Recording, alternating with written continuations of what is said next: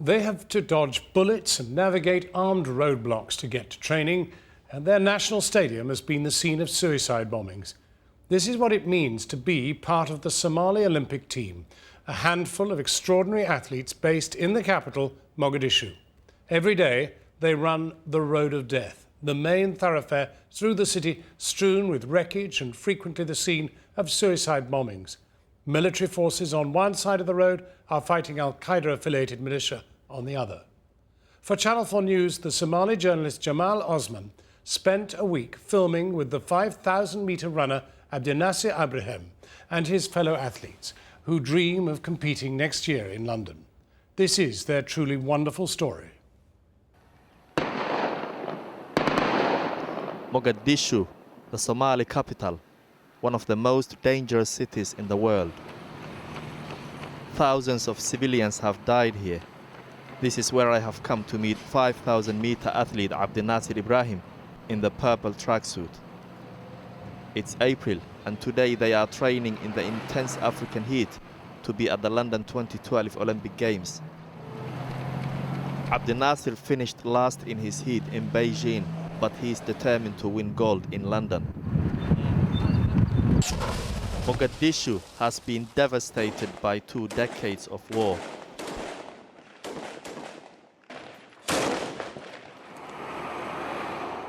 Running through the center of the city is one of the main roads known as the Road of Death. Located on one side, African Union soldiers from Uganda and Burundi are protecting a weak government. On the other, their enemy Al-Shabaab, a pro-Al-Qaeda Islamist group who use suicide attacks as one of their main weapons. Unbelievably, the Road of Death is the main training route for Abdinasir and his fellow athletes. Al-Shabaab snipers are located just yards away in these side streets.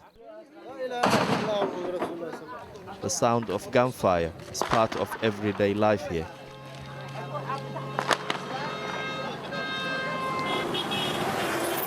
Every time Abdinasir puts on his running shoes, he risks his life. Here, simply wearing the wrong vest could get you killed. Every day, to get to the training ground, they have to jog along the dangerous Road of Death that runs through the center of town, past roadblocks of armed militia and military checkpoints where suicide attacks are common. And every morning, these Olympic hopefuls train in this dusty sports ground run by the police. It might lack proper running facilities or even changing rooms, but it has its very own execution posts. This is where they feel is the safest place to train in Mogadishu. Yet, if you look at this particular place, is that it's surrounded by danger. Not long ago, at the front gate of this place, a suicide bomber blew himself up, killing a sportsman. That's the execution ground where normally people are fired at and killed. And sometimes, he said, when they are training, you could find government soldiers bringing people whom they accuse being criminal and shooting them dead over there. After training, I sat with the athletes as they sip what is their energy drink, a sugar tea. They told me how they hoped to unite the country through sport. The reason why we train here is that it's safer and easier to meet with fellow sportsmen and coaches. The conflict between militiamen loyal to Al-Shabaab and those loyal to the government is causing a problem. Both groups are Somalis, and I would love them to be united to save future generations. Ahmed Ali, the national team coach, who has no professional training, volunteers to help motivate the team. When the civil war started, most of the athletes fled. Others got injured because of the conflict. One of them was shot in the back and paralyzed. We have faced so many difficulties, athletes without morale. Our federation doesn't give financial support, just a moral one, because the whole country has no money. Abdinasir took me to the National Athletic and Football Stadium, where he said he had something he wanted to show me. But it is located right in the middle of the war zone, and now under the control of the Islamists. This stadium once held major international competitions. Today it lies in ruins. Where I'm standing now is where we used to train.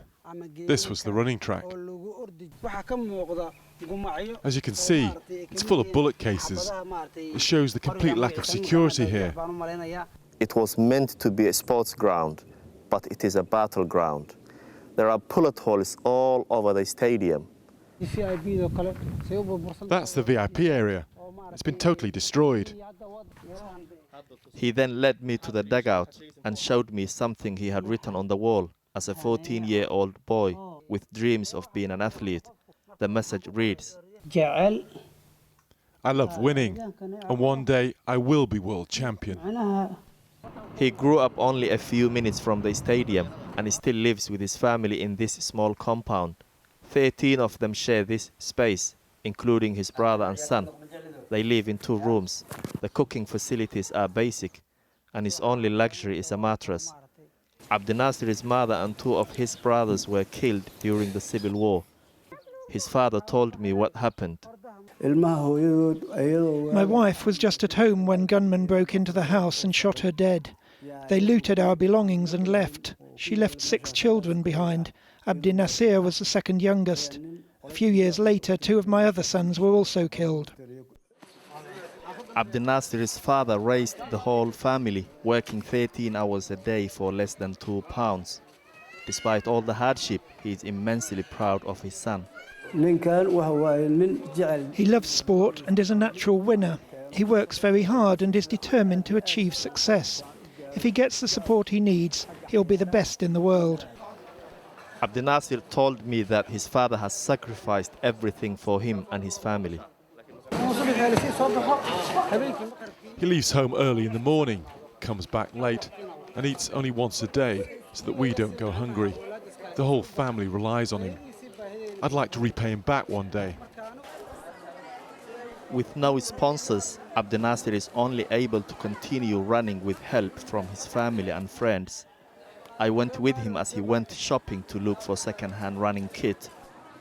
He is as tough negotiating a deal as he is on the track, and he drives a hard bargain. We came here looking for shoes, but bought 3 pairs of socks and a pair of shorts. They cost less than £1. It's very expensive. The next morning, I get up at 6 a.m. to film the athletes training. A lack of funds means that their kit is often second-hand or donated. But here, what you wear can also get you shot. Abdinasir tells his running mate not to wear a police tracksuit, as it could cost him his life. That's a police uniform. It's like an ID card. You should put on your normal tracksuit. Today, I witnessed the danger myself. They start their run along the road of death, praying to God to keep them safe. Then, seeing nervous militiamen sat by a wall, Abdinasir suddenly sprints ahead. A rifle is raised. Abdinasir shouts, "We are sportsmen, we are sportsmen." I threw my camera down. I genuinely thought they were going to be shot. It was the 4th time that day they would be threatened. After the stressful training session, we go to the local beach to cool off and unwind. They use the opportunity to wash their kit and themselves. Coming to the beach is part of our training. We run, swim in it and relax. We clean our clothes, shoes and shorts. It's good for the body too. It relaxes the muscles. International athletes have all the best facilities. And for us, this is our equivalent of that. Later, he proudly showed me his Beijing souvenirs. I realised in Beijing that our athletes were more important than our leaders, famous people or politicians. They were not expecting to see athletes from Somalia, and people from all over the world congratulated us for just taking part. But we wanted to represent our country. The Olympic spirit is about finding the best in ourselves. London 2012. I showed them a video promoting the London 2012 Games. They were excited and, despite their circumstances, are clearly determined to perform well next year. The Somali Athletics Federation told me that these athletes will be in London. That is, they said, if they stay alive. If all goes well, I'd like to come to London carrying the whole Somali nation on my shoulders. I'm hoping to be a medal winner, a world champion. I really hope to see them in London. For me, they represent the true spirit of the Olympics. Simply taking part, I wish them well.